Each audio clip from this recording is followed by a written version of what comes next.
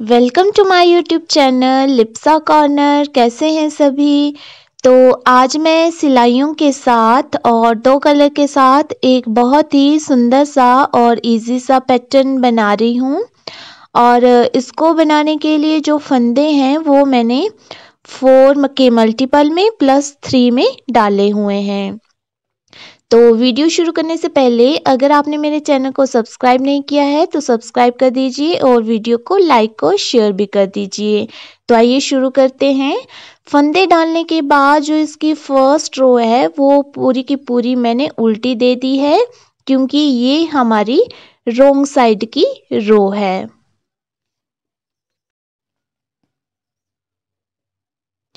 तो इस तरह से हमने फर्स्ट रो कंप्लीट कर लेनी है। और जो हमारी सेकंड रो है वो हमारी राइट साइड की रो है और इसको हमने पूरा उल्टा बनाना है, मतलब अपनी तरफ बनाना है तो ये राइट साइड की रो पर बनेगी अपनी तरफ।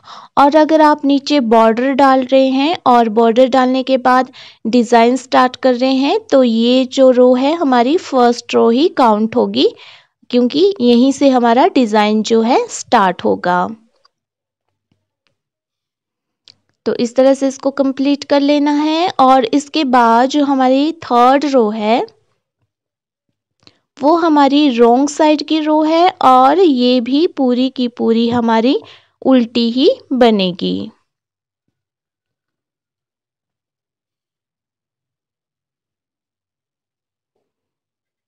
अब जो हमारी फोर्थ रो है इसमें ये जो पहले 3 फंदे हैं ये हमने स्किप कर देने हैं।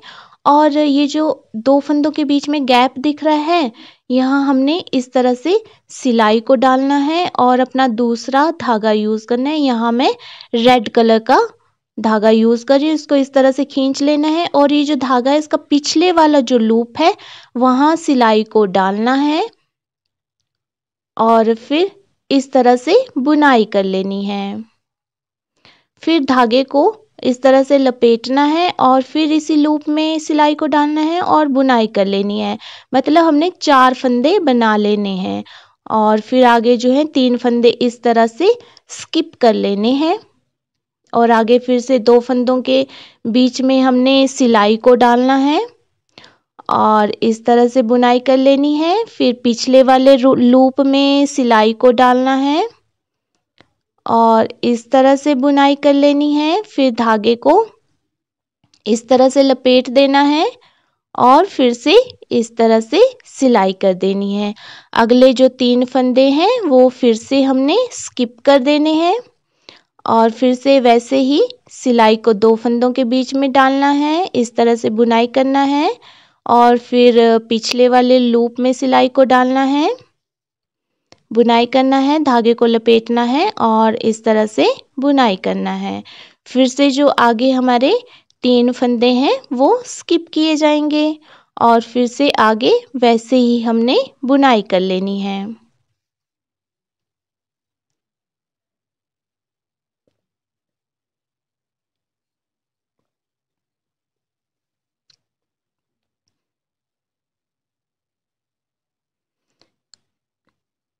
तो इसी तरह से हमने इस पूरी की पूरी सिलाई को कंप्लीट कर लेना है।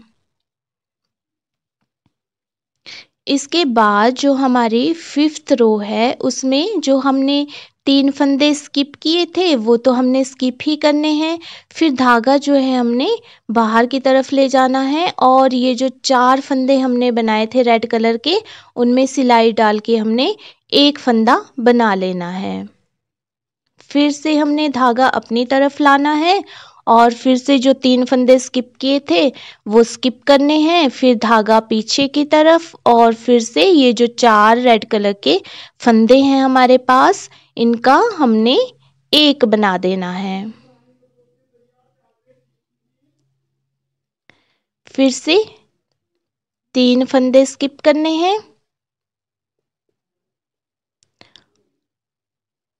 और 4 का एक कर देना है।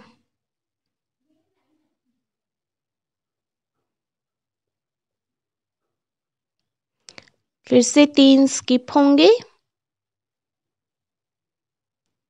और 4 का 1। और इसी तरह से हमने इस पूरी की पूरी रो को कंप्लीट कर लेना है।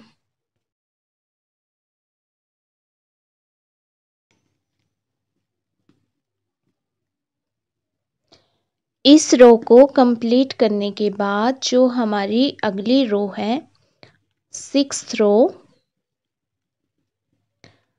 उसमें हमने पहला फंदा बुनाई कर लेना है और फिर जो अगला वाला फंदा है इसको बुनाई करना है, पर इस तरह से ये जो इसका नीचे वाला हिस्सा दिख रहा है यहाँ हमने सिलाई को डालना है इस तरह से और इसको बुनाई कर लेना है और इसको छोड़ देना है। इसके बाद धागा अपनी तरफ करके इसको उल्टा बुनाई कर लेना है, फिर धागा दूसरी तरफ करके इसको जो रेड कलर का है इसको सीधा बुनाई कर लेना है,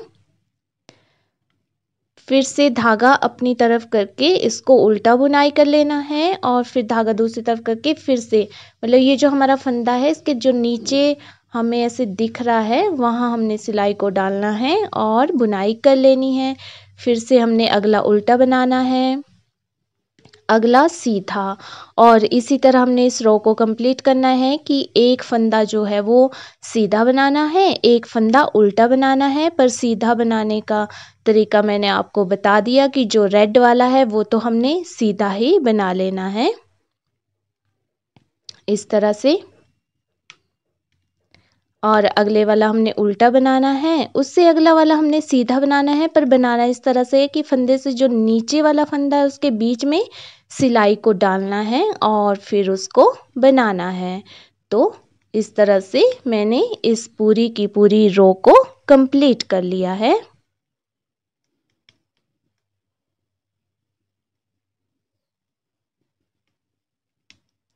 तो ये डिज़ाइन जो है ये बहुत ही इजी है बनाने में, और जो नीटिंग स्टार्टिंग में कर रहे हैं उनके लिए तो ये बहुत ही इजी पैटर्न है।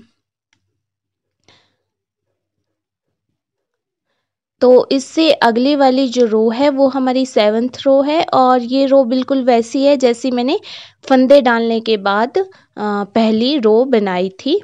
मतलब इसको पूरा का पूरा हमने उल्टी बना लेना है। ये रॉन्ग साइड की रो है और यहीं पे हमारा ये डिज़ाइन जो है ये कंप्लीट होता है। और जो हमारी इसके बाद 7th रो के बाद 8th रो आएगी, वो बिल्कुल हमारी जैसे हमने सेकंड रो बनाई थी वैसी होगी। मतलब बनानी तो हमने अपनी तरफ है, सीधी साइड की रो है ये, बट इसको अपनी तरफ हमने बनाना है जैसे कि हमने सेकंड रो बनाई थी।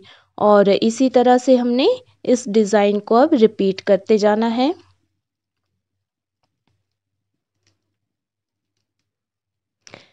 इसकी जो अगली रो है 9th रो, वो बिल्कुल वैसे ही होगी जैसे हमने 3rd रो बनाई थी। मतलब सारे के सारे फंदे जो हैं वो उल्टे बुने जाएंगे और ये रो हमारे रॉन्ग साइड की रो होगी।